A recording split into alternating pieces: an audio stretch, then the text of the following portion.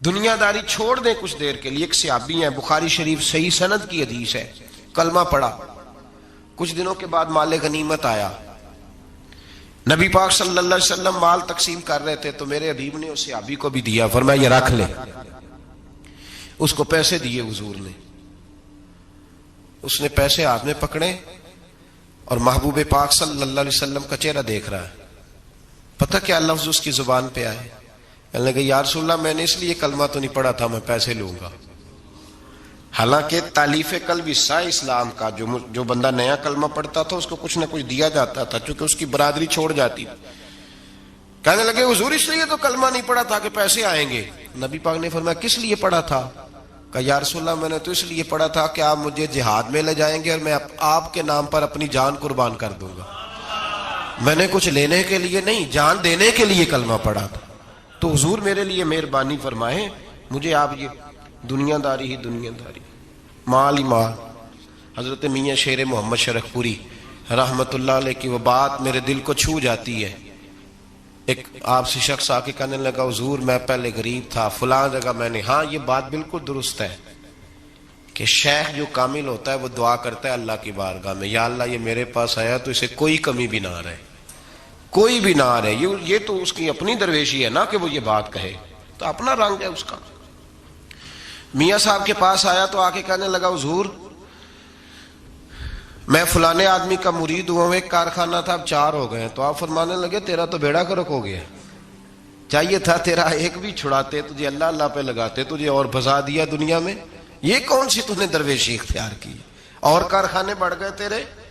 حضرت عیسیٰ علیہ السلام کے پاس ایک شخص آیا تو اس نے آ کے کہا میں نے آپ کے ساتھ رہنا ہے حضور، میں نے آپ کے ساتھ رہنا ہے. آپ فرمانے لگے دنیا دار بن کے رہو گے کہ دیندار؟ کہنے لگا جی میں دیندار بن کے رہوں گا. فرمانے لگے دنیا کی طلب نہ کرنا ورنہ میری صحبت میں نہیں رہ سکو.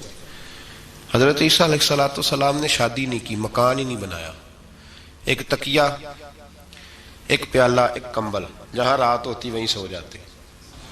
ایک دن ایک شخص کو دیکھا کہ وہ نا ڈھلان بنی ہوئی تھی، پتھر کی پہاڑ تھوڑی سی ڈھلان بنی ہوئی تھی تو نیچے لیٹا ہوا ہے. آپ نے کمبل بھی صدقہ کر دیا. کہنے لگے آج کے بعد جہاں ڈھلان بنے گی وہاں سو جائیں گے، کمبل کی ضرورت ہی کوئی نہیں. کچھ دنوں کے بعد ایک شخص کو دیکھا کہ وہ اپنے ہاتھ کا تکیہ بنا کے سویا ہوا ہے، تکیہ بھی خیرات کر دیا. کہنے لگے اس کے بغیر بھی گزارا ہو سکتا ہے. کچھ دنوں کے بعد دیکھا کہ ایک آدمی چلو میں پانی پی رہا ہے، پیالہ بھی اللہ کے راستے میں دے دیا. کہنے لگے چل جائے گا کام اس کے بغیر.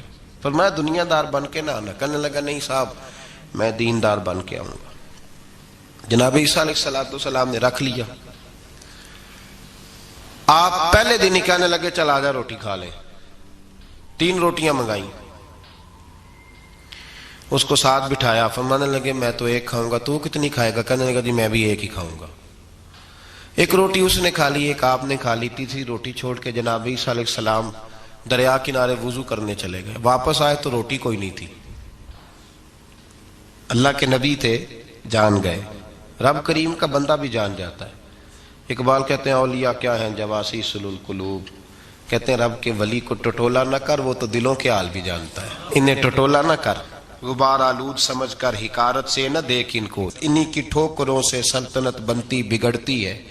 اور اقبال کہتے ہیں نہ تیگ و تیر میں نہ لشکرو سپاہ میں، نہ تیگ و تیر میں نہ لشکرو سپاہ میں. کہتے ہیں نہ تلوار میں نہ تیر میں نہ لشکر میں نہ فوجوں میں، نہ تیگ و تیر میں نہ لشکر و سپاہ میں ہے جو بات مرد کلندر کی بارگاہ میں ہے، جو بات مرد کلندر کی بارگاہ میں. تیسری روٹی کدھر ہے؟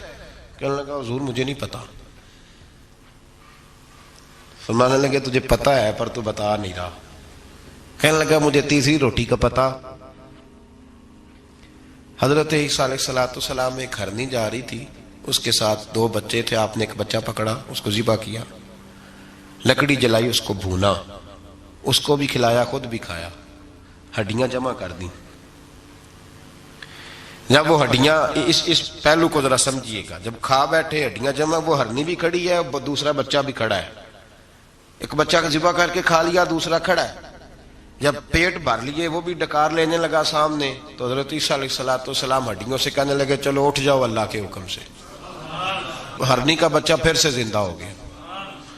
وہ چلا گیا, ماں اس کو ساتھ لے کے روانہ. آپ فرمانے لگے دیکھ اللہ نے مجھے معجزہ دیا ہے, ہم نے کھا بھی لیا ہے اور بچہ چلا بھی گیا ہے, ہمارے پیٹ میں ہے بھی, اور اب تو بتا دے روٹی کس نے کھائی ہے. کہنے لگا جی مجھے نہیں پتا, نہیں پتا مجھے.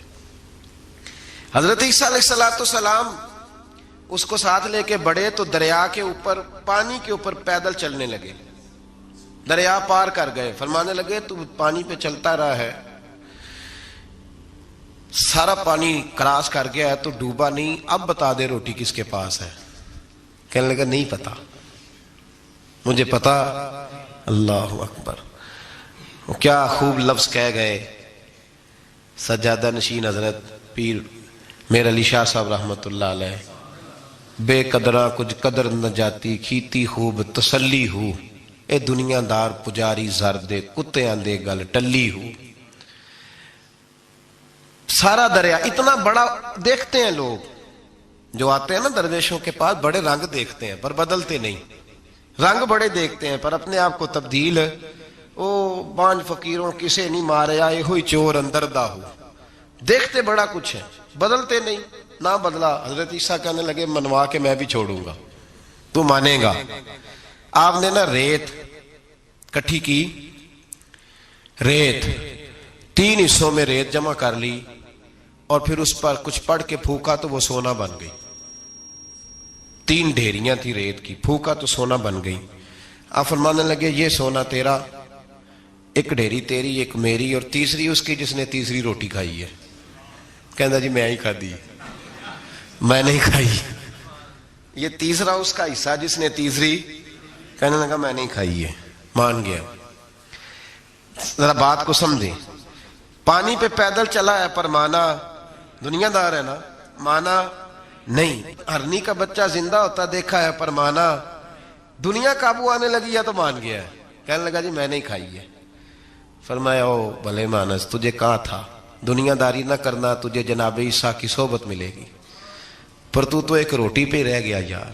کہاں دنیا دار پجاری زردے کتیاں دے گل ٹلی ہو, کہاں رہ گیا تھا.